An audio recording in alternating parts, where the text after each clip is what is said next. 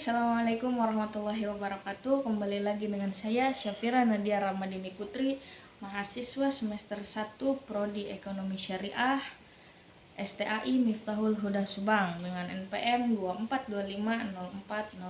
2425040378. Kali ini tujuan saya membuat video yaitu menyelesaikan tugas UAS dari mata kuliah Ulumul Hadis dengan dosen pengampu Dr.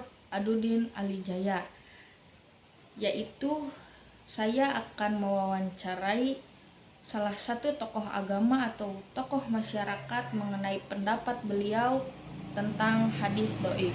Jangan kemana-mana, pantengin layar HP kalian dan tonton sampai habis, dan semoga apa yang disampaikan oleh beliau nanti bisa menjadi bermanfaat bagi kita semua.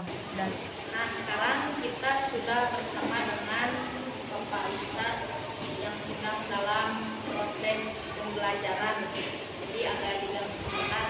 Mohon maaf ya Pak Ustadz. Boleh diperkenalkan dulu Bapak? Bismillahirrahmanirrahim. Assalamualaikum warahmatullahi wabarakatuh. Saya di sini seorang pengajar, istilahnya Ustadz kampung mungkin ya kalau di istilah sekarang ini. Kebetulan habis mengisi mengajar waktu anak-anak, tadi habis asar dimintai ada tugas kuliah dari untuk memintai pendapat bagaimana katanya gitu ya. Yang kebetulan saya ada waktu cuma sebentar, nggak lama untuk mendapatkan. Kayaknya seperti itu. Buat soal yang pertama yaitu Bapak, apakah Ustadz sekarang ini masih sering mengkaji mengenai tentang hadis dhaif apa tidak? Tentang hadis dhaif. Jadi hadis dhaif itu kan hadis yang lemah ya. Hadis yang lemah yang kriterianya itu apa? Tidak hasan, tidak bagus. Tetapi gini, hadis dhaif itu jadi walaupun tidak hasan, keterangan jelasnya itu kan kadang-kadang kan syaratnya tidak bersambung, ataupun seorang perawi itu buruk silsilah hidupnya, jadi disebut dengan dhaif, tidak bersanad pada Rasulullah, disebut dhaif gitu. Dan tentang kajian hadis dhaif ini ya memang masih dikaji, memang masih banyak dipelajari, terutama di kalangan pesantren itu banyak kitab-kitab hadis-hadis dhaif yang memuat tentang itu, seperti apa misalnya Tamyul Gobili, ataupun ada kitab-kitab apa itu namanya Tanpol ada berapa, Tamyul Gobili juga mungkin ada diselipkan di situ. Terus ada lagi kitab apa Durratun Nasihin, mungkin Durratun Nasihin itu ada juga di situ diselipkan banyak hadis-hadis dhaif yang diselipkan gitu ya, dimuat oleh para ulama. Jadi bukan saya aja yang mengkaji, tetapi memang sudah dikaji oleh ulama-ulama terdahulu, sudah dipelajari oleh ulama-ulama terdahulu, dan sampai sekarang pun masih tetap ada, masih eksis istilahnya. Hadis-hadis dhaif masih menyebar di kalangan masyarakat gitu. Ya, masih banyak juga hadis-hadis dhaif yang dipelajari. Selanjutnya kan masih banyak nih Ustadz tentang yang mengkaji hadis dhaif. Nah, untuk menurut Ustadz sendiri, alasan pribadi Ustadz mengkaji hadis dhaif tersebut dan menyebarkannya ke dalam masyarakat itu apa? Alasan hadis dhaif jadi begini.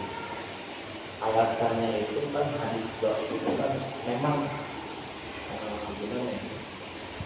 menyebarkan hadis dhaif. Dan kan saya sudah bilang ya, kalau misalkan yang menyebarkan itu kan bukan istilahnya bukan pertama kali Ustadz kampung atau kiai kampung, tapi memang sudah ulama terdahulu sudah luaskan ajaran tersebut. Jadi itu mungkin karena ada alasan tertentu. Contohnya apa? Contohnya misalkan untuk kebaikan lah. Contohnya gini lah, hadis itu kayak seperti apa ya? Daripada kita nggak berdoa, contohnya gini, mendingan kita berdoa kayak hadis buka puasa tuh doanya gini. Allahumma lakasumtu wa bi'anatu wa ala itu doib sebenarnya, itu doib. Yang aslinya itu udah apa tuh, ada hadis yang soalnya ada itu doib. Nah, daripada sekarang kamu buka puasa tapi nggak baca doa, kemudian timbullah riwayat tersebut ada hadis Allah yang hasan tadi. Tapi itu contoh satu ya. Terus hadis doib itu banyak pokoknya yang berkebenaran di masyarakat. Jadi intinya untuk kebaikan seorang muslim tersebut. Contohnya dalam berdoa gitu ya, jadi contohnya. Tapi tetap aja misalkan kalau dalam kalau bertentangan dengan akidah ataupun hukum itu harus diteliti lagi. Nggak boleh sembarangan mengamalkan hadis doib. Jadi untuk mendidik ya. Ya, intinya untuk mendidik para anak juga besarnya. Nah, yang terakhir nih, Pak Ustadz. Nah, apa Pak Ustadz sendiri setuju dengan hadis doib itu digunakan dalam hal penetapan hukum? Untuk soal penetapan hukum, hadis doib tersebut sebenarnya tidak boleh kalau misalkan diamalkan untuk akidah. Pertama akidah mungkin keyakinan. Jika bertentangan dengan akidah kita, itu saya nggak setuju. Terus terang aja.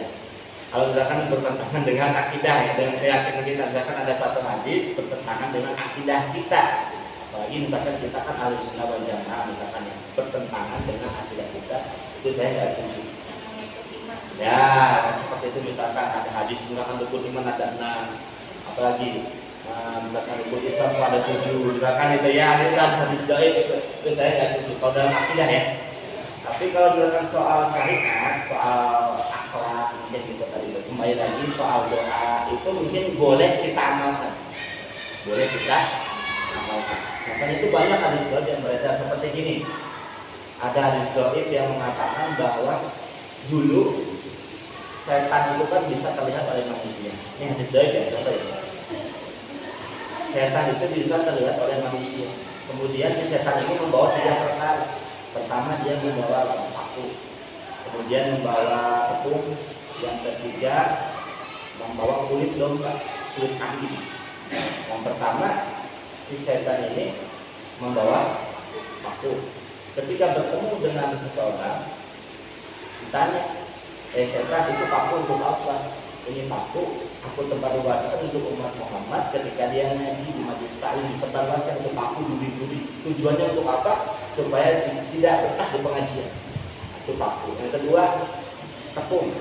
Tepung ini fungsinya untuk apa setan? Tanya. Dijawab oleh setan untuk umat Nabi Muhammad ketika dia belajar, mentelaah gitu ya, diawin tepung matanya supaya sempat gitu ya. Nah, yang terakhir dikasih kulit apa tadi?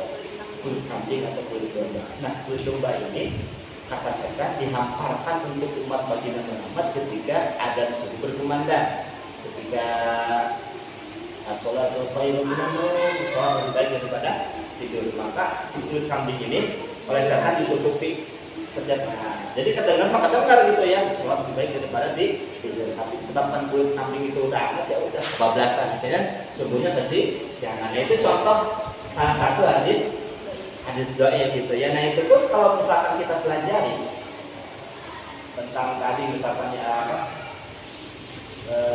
duduk misalkan di majelis taklim itu ada duri, ada paku. Itu kan sebenarnya hanya istilah gimana ya, untuk peribahasa aja, supaya kita lebih semangat gitu ya, supaya lebih semangat. Terus ada apa lagi? Kalau ngederes, kalau ini belajar supaya diawin, tepung supaya setak matanya, supaya ngantuk gitu. Itu juga seperti peribahasa. Terus nah, motivasi juga. Terus yang terakhir kulit domba itu kan sama peribahasanya, supaya kita mau bangun daripada sholat sunnah. Jadi intinya pertanyaan yang terakhir ini, jika hadis doib tersebut bertentangan dengan keyakinan kita, akidah kita, saya nggak setuju, kurang setuju. Tapi kalau untuk soal doa, ya kan, doa yang masih bertebaran di mana-mana gitu ya, itu mungkin boleh untuk diamalkan. Tetapi memang hadis doib ini punten gitu ya, memang para alim ulama itu bertentangan. Ada yang membolehkan, ada juga yang melarang gitu, nggak boleh diamalkan hadis tersebut karena mungkin bertentangan. Tapi bagi saya sendiri memang dalam kalangan ahli sunnah wal jamaah sendiri itu masih boleh dipakai, diperbolehkan, bahkan di aji di kalangan para santri pesantren itu masih lebih banyak dipelajari tentang hadis doib tersebut. Jadi intinya daripada hadis doib ini untuk memotivasi para santri Ya bisa seperti itu. lebih semangat belajar. Lebih semangat belajar ya. Tapi kalau untuk soal akidah, keyakinan, misalkan ataupun hukum gitu ya bertentangan, ini jangan digunakan. Jadi seperti itu teman-teman sekalian, pendapat dari Bapak Ustadz Asep mengenai hadis doib yang sekarang banyak tersebar di kalangan masyarakat. Terima kasih Asep sebelumnya. Mohon maaf mengganggu waktu. Gak apa-apa. Semoga apa yang disampaikan oleh Pak Ustadz